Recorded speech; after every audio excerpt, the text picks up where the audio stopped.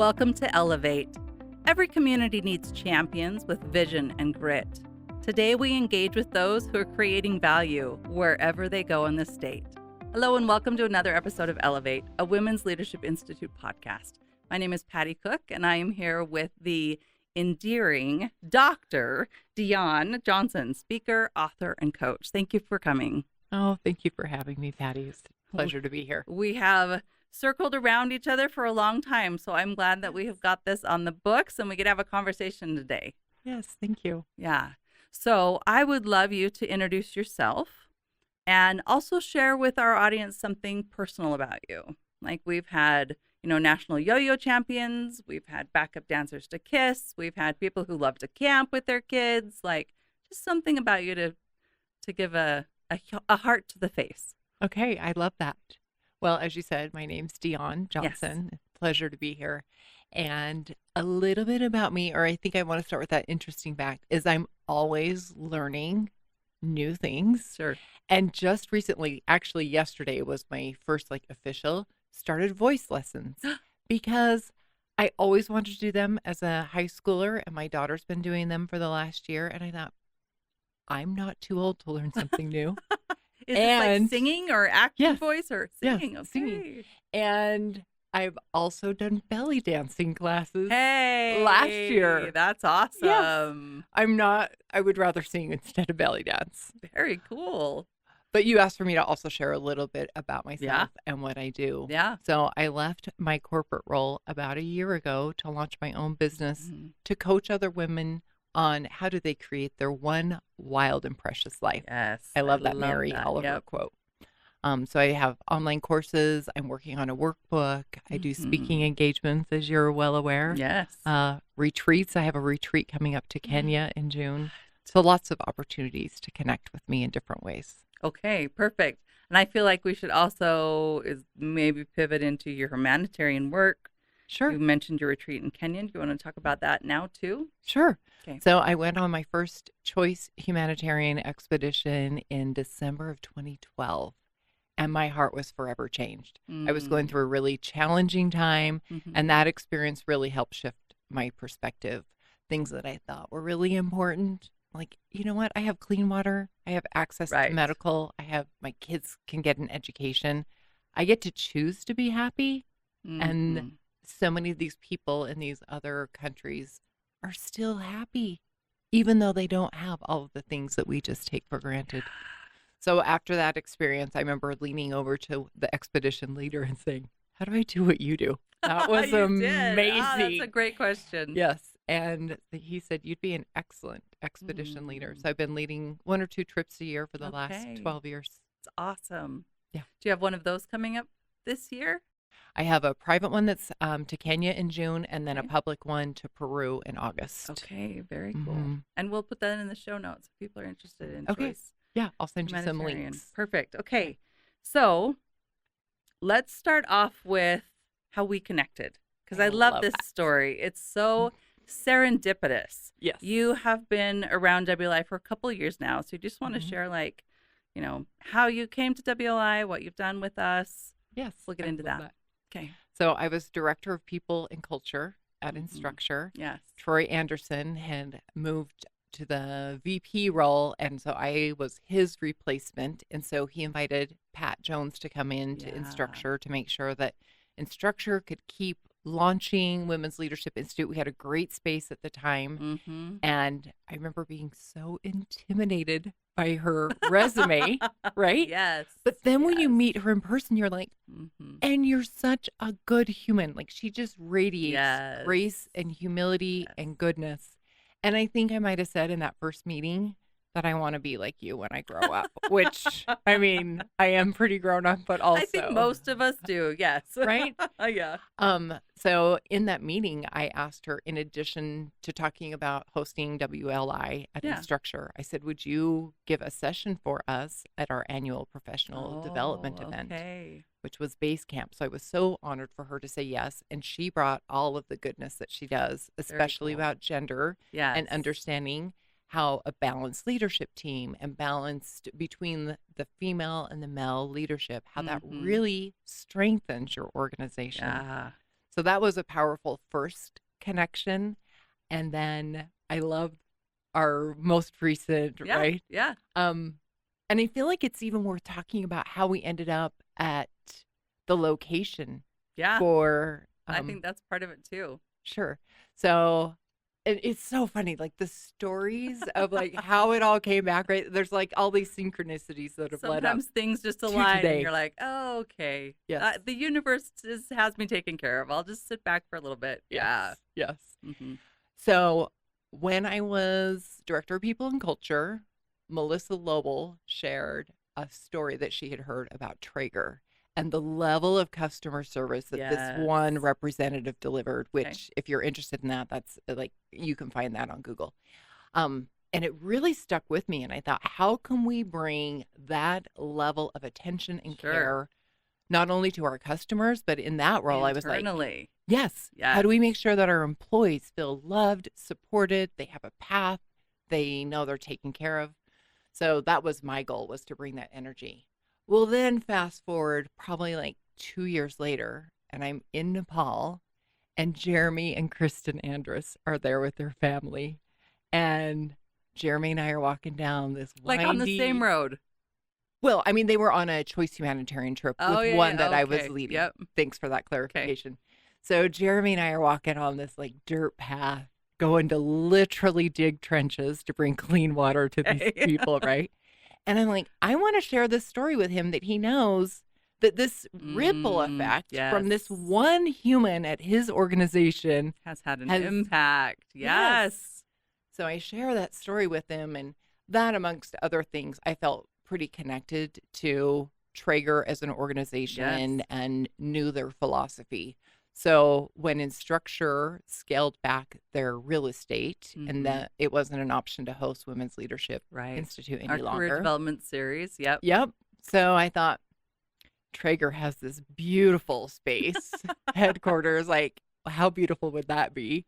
And so I reached out to him and some of his associates at Traeger, and that's why we ended up at Traeger headquarters with the delicious meal. Amazing. Yes, it was our kickoff for the career development series this year in January. And they used Traeger grills to cook all the food, and it was I was like, they cooked this on a grill. It was, shout out to Traeger. It was amazing. Yes. And I loved sharing some of my story and bringing value to the people, the women, right, that were there in that career development series. And as I was getting ready to go on and share that, I had the little like, they're talking about podcasts for Women's Leadership Institute. Yeah. I would love to be contribute in that way. So I remember walking around the corner to have that conversation with you. And here's your yellow pad next to you. And it literally says podcast at the top, and there are two names. Yep. Mine was one. Yep. And then Jenny. My friend, her name was on there as well. And then I thought, I need to share with Patty how I know Jenny, which was almost a year ago. It'll be a year next month. I met Jenny at the University of Utah, their women's symposium. So it just feels like there's this spiral of like all these women that are desiring to make an impact and change the world for better. It feels like this hurricane tornado spiral, like some juiciness. There's where it's some like movement going on. How can we show up and help support other women? And I love that story because of just the sheer connections, right? Yes. That is part of what women do so easily and so well, is connect, celebrate, amplify. You know, I had said my spiel about at the beginning of CDS about the podcast and the alumni, and I sat down and it was on my mind. So I was writing all the people who I was like, I'm going to contact. And then you came over and I'm like, okay, that's it. No, this is, I love it when the stars align like this. So thank you for sharing that story, because I hope that people will begin to think about those things in their own lives, right? Because they're there, and start doing that for other people as well. Yes. Because that's really how we can lift each other up. So. And I think part of it too is getting that intuition, inspiration, that little tingling, right? Yeah. And having the courage to act on it, to ask, to know that what you have to share is of value. There are ways that you can show up and help others, and just to take the courage to have the action. Sometimes it takes right? a lot of courage. Yeah. Like you said, leaning over to somebody and saying, I want your job. Like, what do you do? Teach me. I want to do what you do. Mm-hmm. Or, I don't know, whatever it is. I feel like the cusp of growth, right, Mm-hmm. is a little scary to Yes. step in that next space to be like, oh, let's go try that. So, yeah, encourage people to act on those things. And to learn from others, right? Whether that's formally through a mentorship type situation, or even just what are they doing that's working and how can I bring more of that into my own life? Yeah. Mm-hmm. And the other thing I love about it is that you felt so strongly and were inspired that you told Jeremy. Yeah. Right? Because sometimes the feedback doesn't get full circle. Yes. So I think that's really cool to, tell people how much that they matter or their stories matter or that you heard from someone what their impact was. Mm-hmm. I think that's important too. I love that you brought that up because just today I sent a Facebook message to my high school friend whose mother was the voice lesson teacher. Okay. And I love Facebook for this. Yes. Yeah. I mean, it was literally my first message ever to Billy James. Hello, if you're listening. And not so much his impact, but knowing that his mother had an impact and that I always wanted to take voice lessons as a high Really? school student. Mm. And that same idea of like paying it forward of your mother, even though she's passed, like her legacy, her energy still lives on. Like I thought of her as I drove to my first voice lesson that's yesterday. Beautiful. That's beautiful. Yeah. Yeah. Thank you for sharing that. Okay. So you mentioned this briefly, but in 2012, you had a rough year. You went through a second divorce, a flooded basement, the loss of a grandparent, and an emergency surgery all within just a couple of months. Mm-hmm. You said it was during this period you took off your Wonder Woman cape and started to learn to heal and receive. I'm really interested to dive into that, especially what do you mean by taking off your cape and how did that lead to healing? Most of my life have been wired to produce, get the thing, the perfectionist. And it comes from a place of not feeling like I was worthy enough on my own. But how about now? What if I make this amount of money? What if I have this title? How about if I have this level of education? Oh, interesting. All of these external things. And it felt like God or the universe was saying, how hard do you want your life to get until you decide to slow down? Because I'll keep sending these external reminders for you. Maybe you want to listen now. And I really was at a stage of my life where I was 42-ish, probably around that, where it was time to really make some decisions about what did I want my next chapter of life to look like. People get really reflective. Yeah. Mm-hmm. And so when I say I took off my Wonder Woman cape, it was that prompting that message of you have got to figure out what you want your next chapter to look like. And you are just on the hamster wheel of life. You're just like not even being intentional, really. I see. So taking that off. Because you were chasing the next thing you thought would give you approval of whoever. Sure. Yeah. Yep. I love that you asked that question. Yeah. So I remember it was actually a good friend, Sarah, that she said, it's time to take that off. And I was like, figuratively, right? Folding it up, putting it at the foot of my bed. I love that, though, that you did it visually. And put it at the foot of the bed. It's not like I'm burning it. No. But for now, it just needs to rest right there. And I get to lean more into my feminine nature. We talked about this before the show even started, of receiving. I had leaned so hard into my masculine side of action and get things done. Yep. What do you need next? And there's certainly a place for that. And we have both of these energies within us. Right. But most of my life, I've lived more on my masculine side of take action, get the thing done, provide that stability, that structure, the mountain. Yeah. And then it was like, no, actually, when you learn to go with the flow, especially as a woman, and listen to that intuition, like that's when magic happens. That is living, and I say creation. Like that. Yes. That is a pure form of creation. Yes. I was just listening today. There were two things about creation. One was by Elizabeth Gilbert, and then the other was by Brene Brown. And how leaning into that, I think Brene Brown, something about like, I think she used the word benign. It was an interview with her and Oprah, and I can send it to you. You can add it to the comments.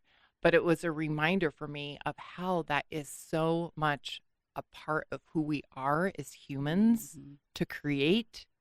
You're going to think I live a hippie life, and I probably do in some ways, but here's another story. For those online, like, you should see your skirt. I don't know.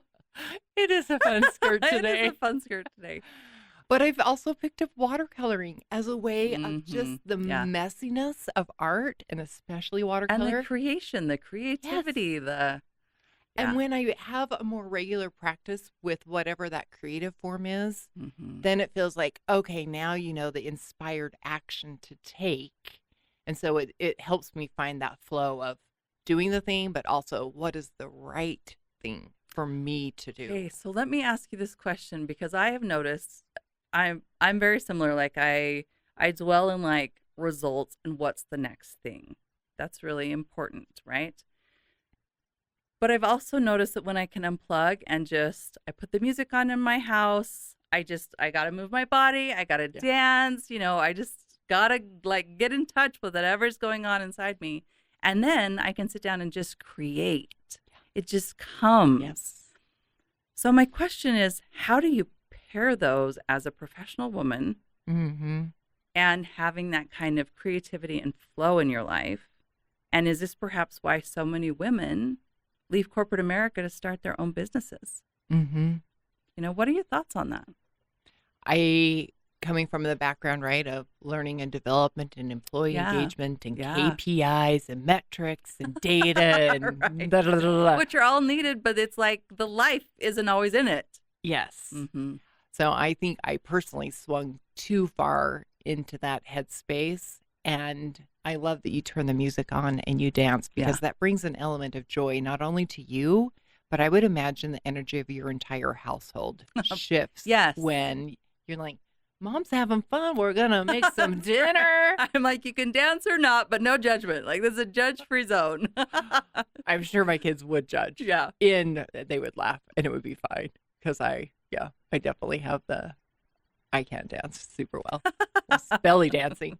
But that question about finding that flow, I think it's intentionally creating that space for us to step back from, okay, here are the things that I know I need to accomplish, but what's the best way to make space for those to come in? And sometimes it is just like I'm doing a little scissor cutting action, like just to pause what you're doing and dance. Or what are the things that bring you joy? My business coach invited me to create my joy list. Yes, I love this. Have a blog post actually about it.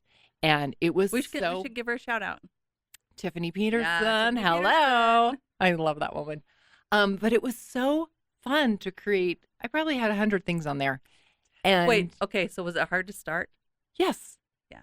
But then after you kind of get the juices going and you're like, it can be a pasty from Le Croissant, or it can be taking a bubble bath with Spirit Goat, this is little Cache Valley local places that I love. So it doesn't have to be, I'm going to do this big massive trip across, the ocean. It can be small things, turning on the music and dancing, singing, playing the piano, reading a book. The ability to wander is something that is so important to me. Not like if I have a tank full of gas and a credit card and I don't have a destination, it's what I find along the way really brings some creativity to me. So if there's a project that it doesn't need to be done right now, but you have the ability to kind of wander and see what comes up, like that is really, maybe that's one way that people can, use that at work. But I love that deliberate intention of finding your joy no matter where you are, because it really fuels both those energies to keep them strong. I feel like what you said too is so representative of life, because we think that life is this point A to point B, right? But there is this wandering. Yes. And if we embrace that, sometimes it ebbs and flows and it's more up and it's more down, but ultimately we're getting to our end destination that we want. Yeah. but enjoying the journey feels really juicy and good. Like, yes, give me more of that. And nurturing, right? Because the other part of that is burnout, which we've talked to several doctors on the show about burnout. Yeah. And one of them calls it emotional inflammation, which is really interesting too in regards to this conversation. So, and I also feel like curiosity is part of that too. When you're wandering and you're just allowing, right? Yeah, it's not like I'm so bored, I'm just wandering. No, there's got to be an element of curiosity, of expectation, of something magical happening. Wonderment. Like, how does it get better than this? That's one of my very favorite questions. How's it get better than this? Yeah. It's like a challenge. It's a challenge and invitation, right? Like, this is good. Also, I'm open to more. So maybe I want to share my story. Because my skirt came from Dubai, which was a magical trip that I took last fall. I'm a Delta girl, mostly because we have a great hub here in Salt Lake, yes, right? Thank you, Delta. Yes. And so I had some miles or points that I needed to use, and I was leading that trip, or a different trip actually, to Nepal. So I thought, how do I get mostly there? And I want to tack on a little adventure for myself. So I had, I think, 3 days in Dubai, and then I had a week in Nepal, and then I had like 4 or 5 days in Paris. And I that's lovely. Oh my gosh. When you talk about disconnecting, that was really my most recent and probably of my life, the most powerful disconnection.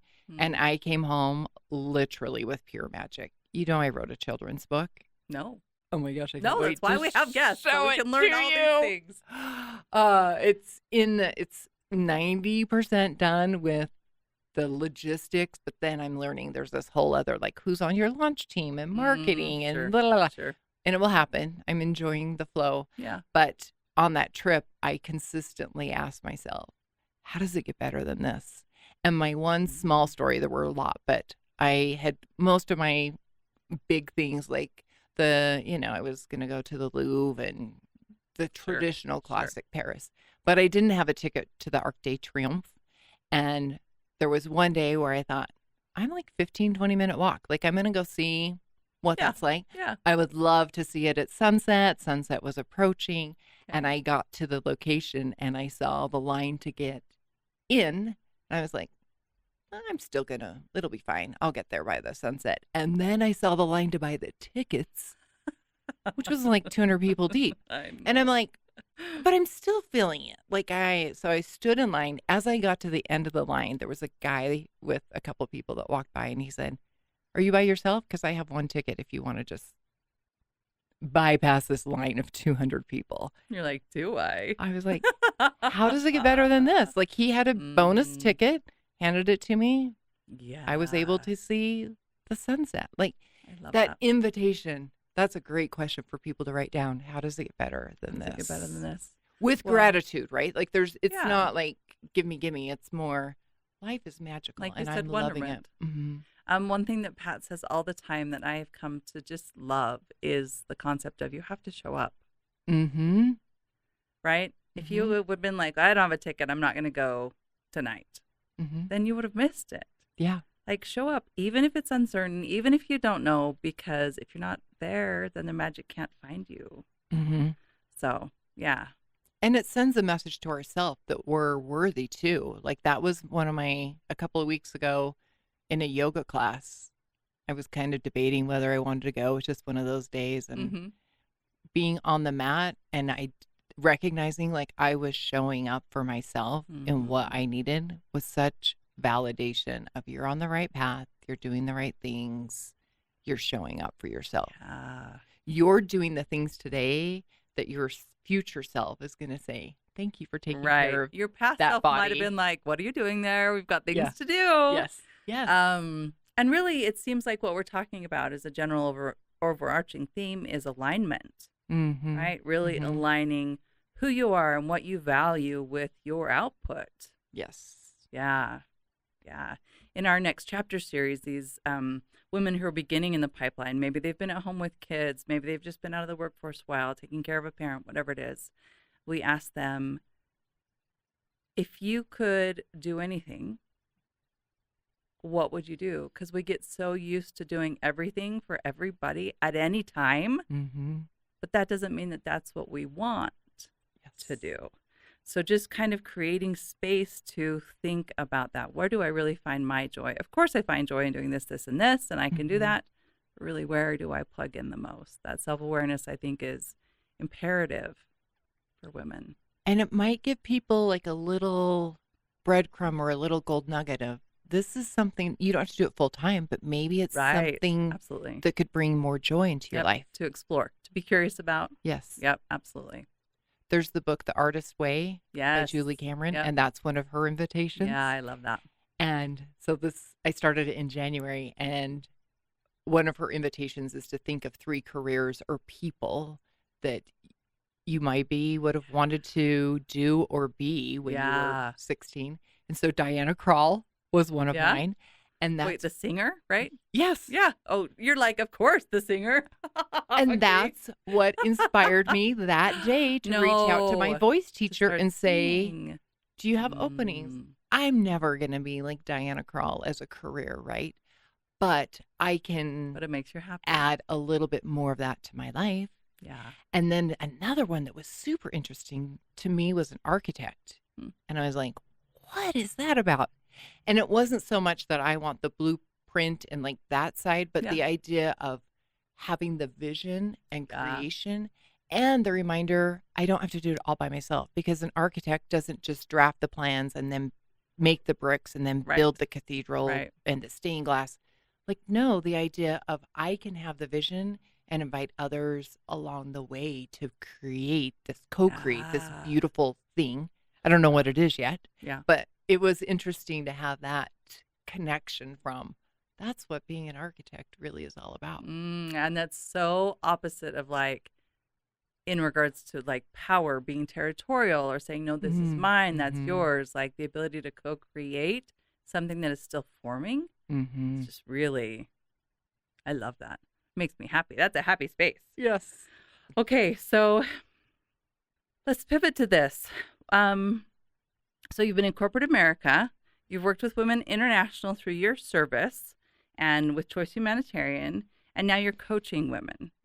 So I was really curious on the trends or pain points you see among women. And is it the same? Do you find different things? Like, share with us a little bit of what that looks like.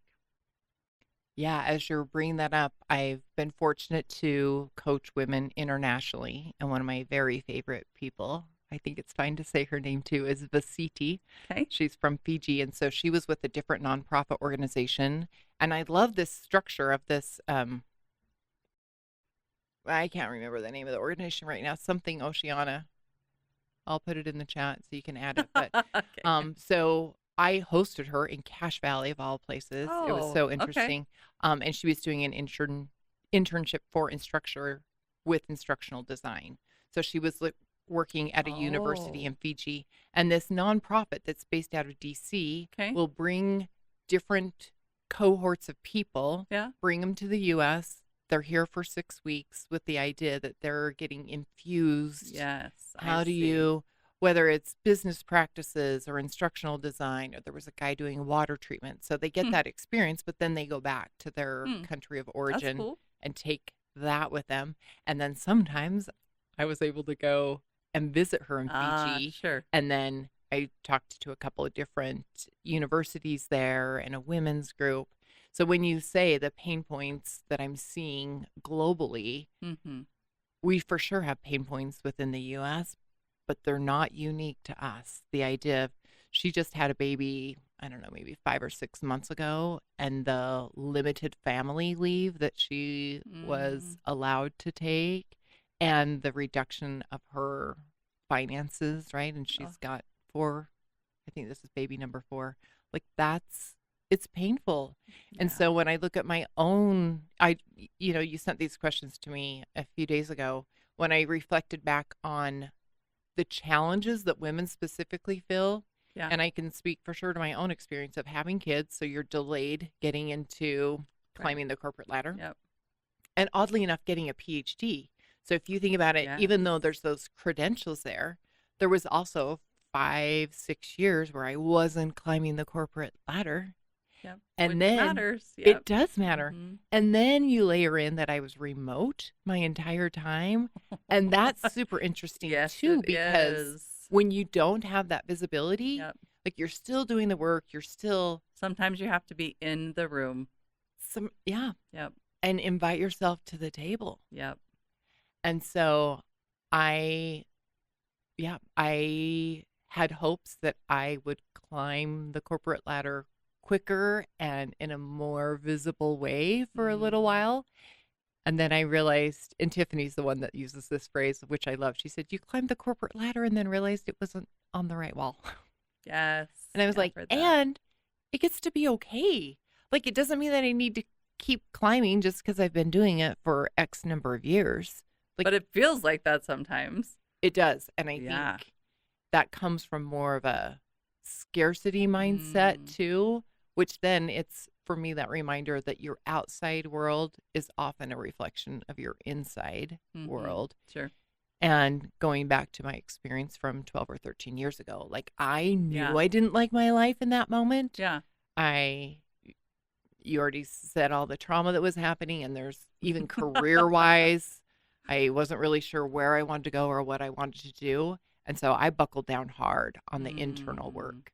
Like, how do I get to have a growth mindset? What does that really look like? Okay. And there's this analogy of a bamboo plant, which seems very accurate for my own life, which is it takes either 5 or 10 years for that seed to germinate. And then when it sprouts through the surface, you can watch it grow with your human eye. Like, that's how fast it grows. Interesting. And so I think some people look at my life the last year or 2 or 3, or even what's going to happen in 25, and they're like, where did this woman come from? I've been germinating. I've been germinating here all along, people. Yes.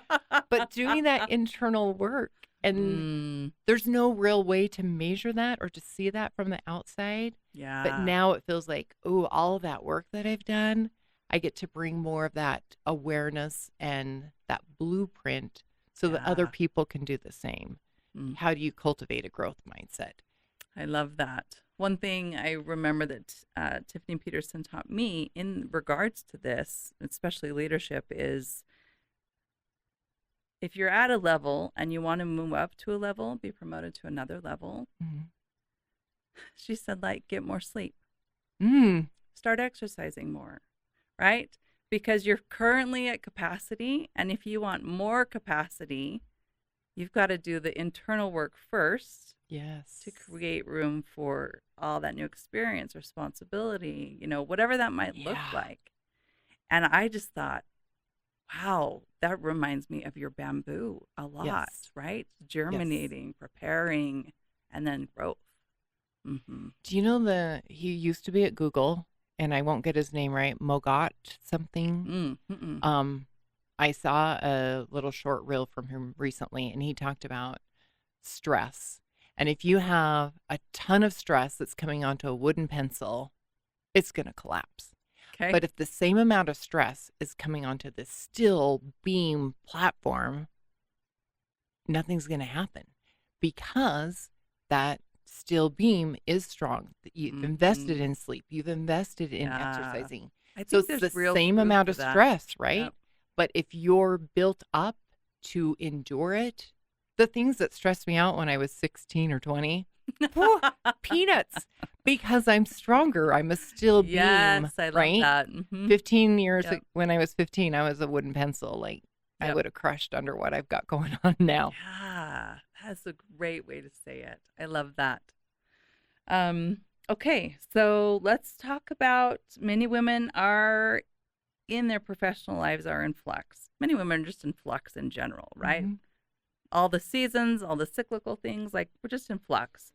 And they want to be promoted, change industries, have children, all those kind of things. What 2 things have had the most impact on your ability to align with your values and professional growth? The number one is getting clear on what are my values. And that's actually, if you go to my website, you can get a free download of Yes, I here's saw that. all these values.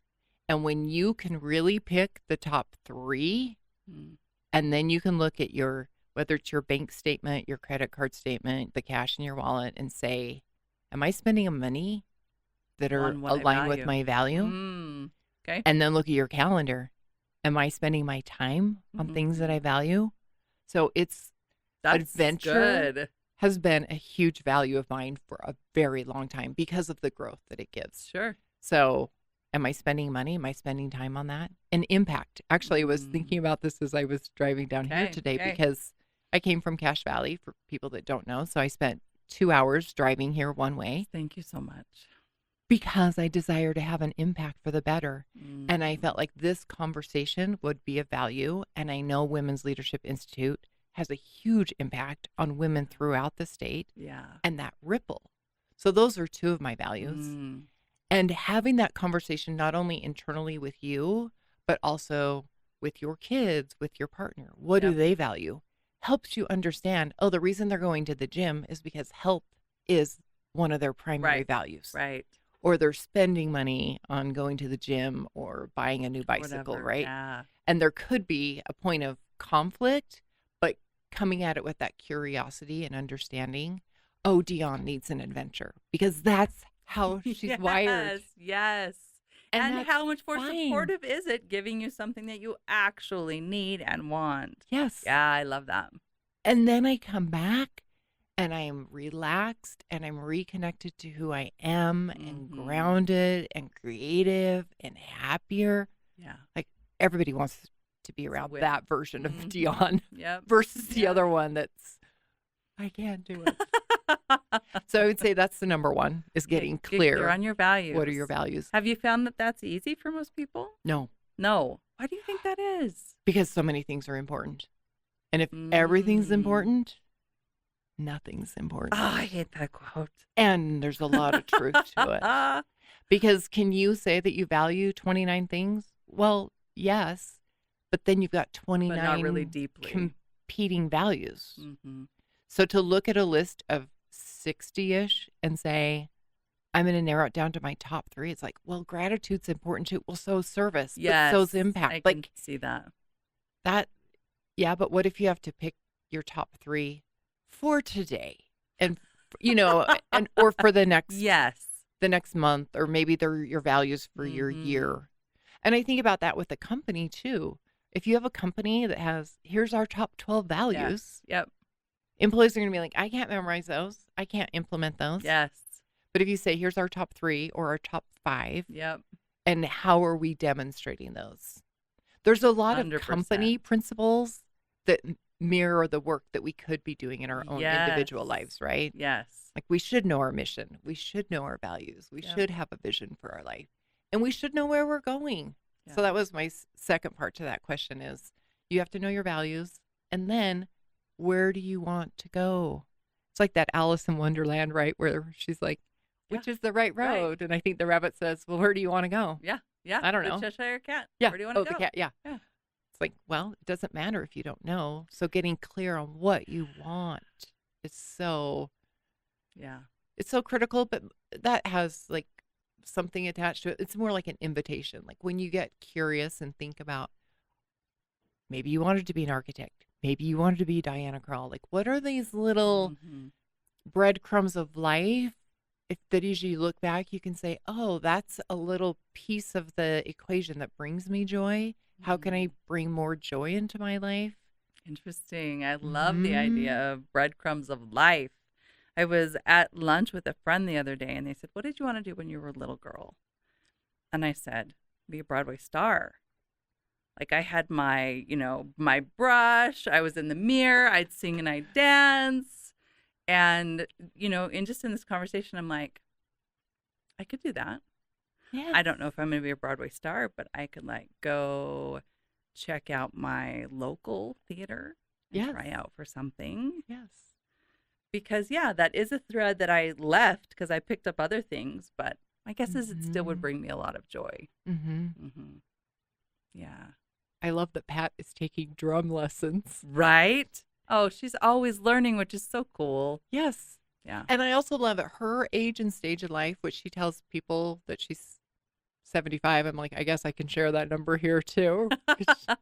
But I love that she's letting her light shine because it's allowing other women to see life isn't done. Yeah. When you're 75. 100%. You can join a band and Yep. take drum lessons. Yep. I was like, well, I can take voice lessons. I might be practicing my karaoke. I don't know. She inspires people just even adjacently to what she's doing. Yes. Yeah. I think there's a lot of truth to that because she does have a zest for life. Mm-hmm. And I think that many women, perhaps, if they haven't been aligned throughout their life, they get to that age and they don't have a zest for life. Mm-hmm. Yeah. They have a tendency to live through other people who have a zest for life. And that alignment is so important.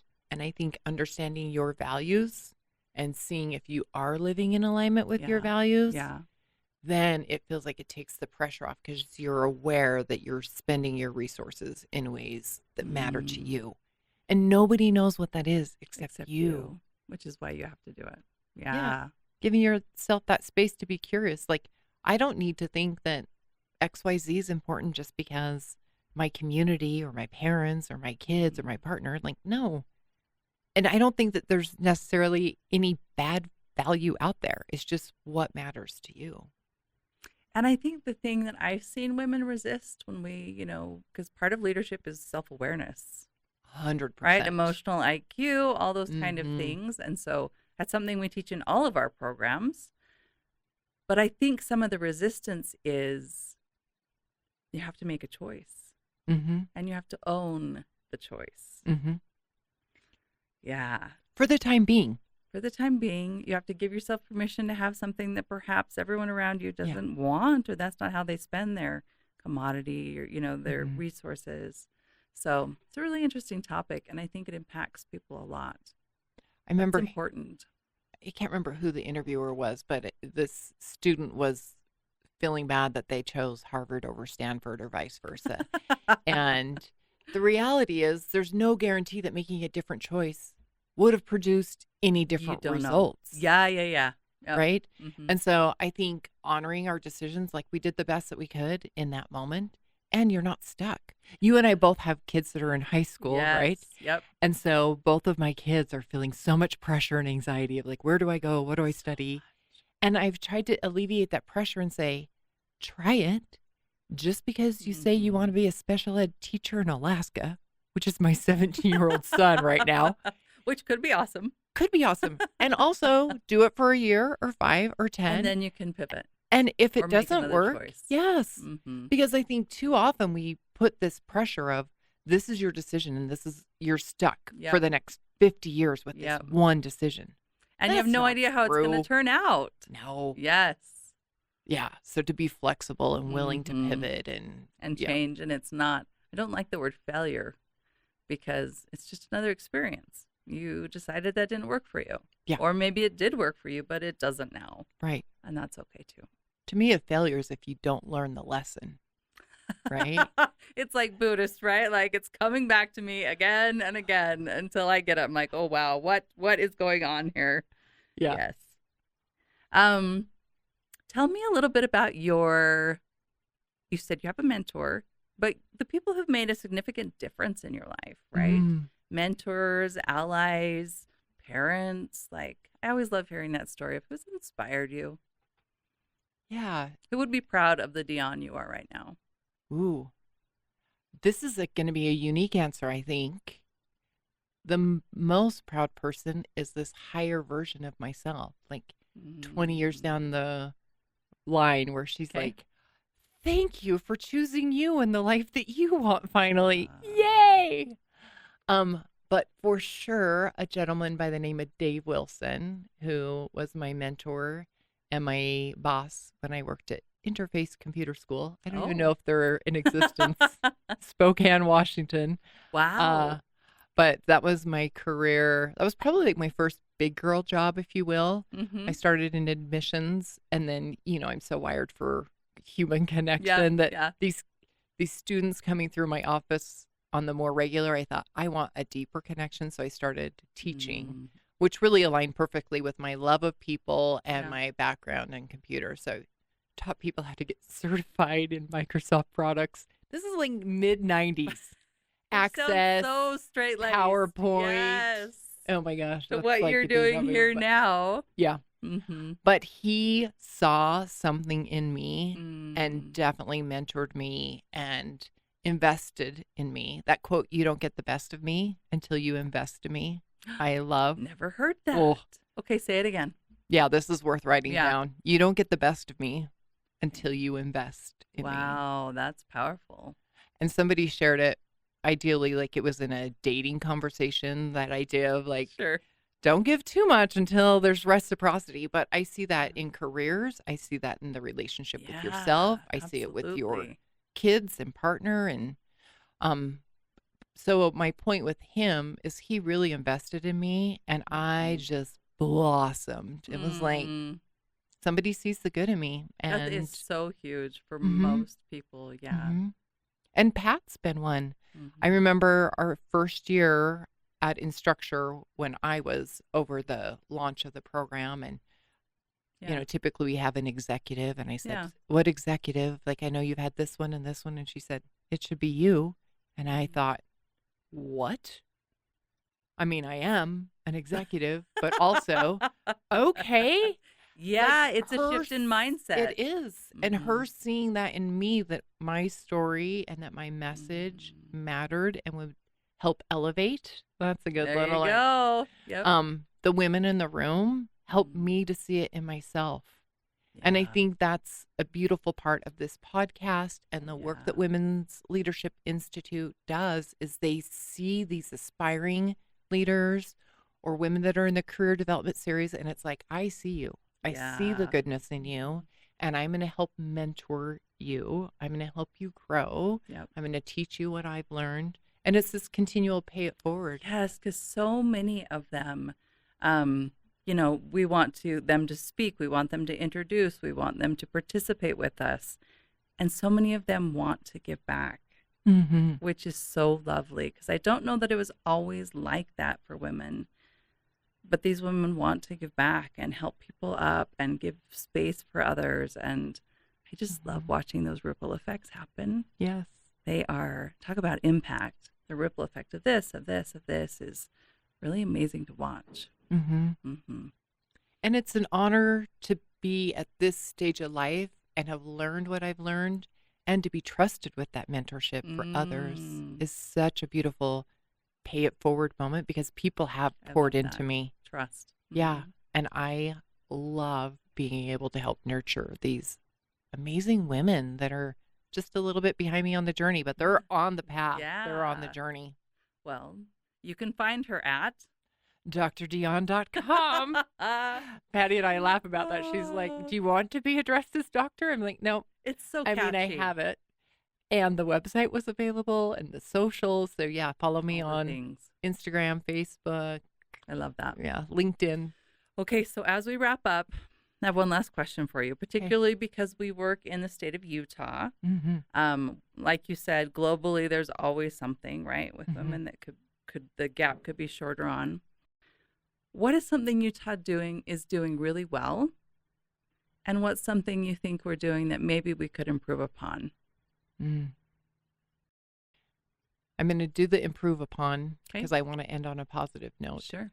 I think giving women more opportunities to be in leadership roles, because that balance of the masculine, feminine energy, or Yeah. the different perspective that women Yes, bring to the different table, life experience. like, it's inherent. And just because they haven't climbed the corporate ladder for the last X number of years doesn't mean that what they've acquired, that Yeah. skill set, that perspective, it can bring a lot of value. And why does that matter? I think about it. Well, I think about it in terms of like, we're all in business to make money, right? Yep. A business is. Yep. So if you have women in leadership role that bring that different perspective, Mm-hmm. your bottom line is going to increase. Your retention is going to better. Yes. Employees are going to feel more engaged, supported. Like, do it because it's the right thing to do, but also do it because it's good for your bottom line. It's going to make you more money. That is Yeah. win-win. Like, there is no downside to this. I love that you brought that up. So last year we celebrated our 10-year anniversary.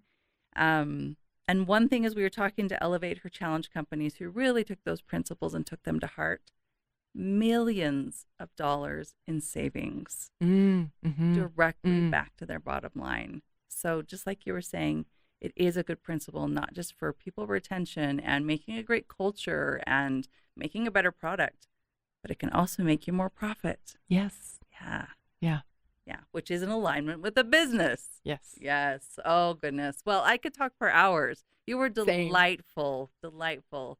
I want to end with what we do well. Yeah. Anything else? Okay. Yeah. The other part of that is I do feel like Utah has an eye for elevating women. Okay. We have programs such as the Women's Leadership Institute and other organizations that are educating and mentoring women who succeed. Like there's other organizations that are trying to make an impact. Yep. And I don't know how many other states do it to the extent or as well as Utah does. So I'm very proud of our state. Yes. I love that you said that. There are many people here doing such good work. Yeah. Yeah. That's a great note to end on. Thank you. You're welcome. And thank you for the opportunity to connect with you and to share my message of hope. And I wrote down some of what my intentions were. And really my mantra for the last 15 years has been to be inspired and be inspiring. So I hope today that people leave feeling inspired and that I'm just a normal person that has done some massive shifts, and you can too. But that's really my hope in sharing my story. Yeah. We were talking about leadership and power with my 16-year-old just last night. And we were talking about taglines. And she said, what about the tagline, I can because she did? Yep. That's how it works, right? Yes. Yeah. Thank your daughter for saying that. That's the perfect little exclamation point to today. I can because she did. So whatever you take away from this, those of you who are listening, I hope that you know that it's possible. Yeah. Thank you.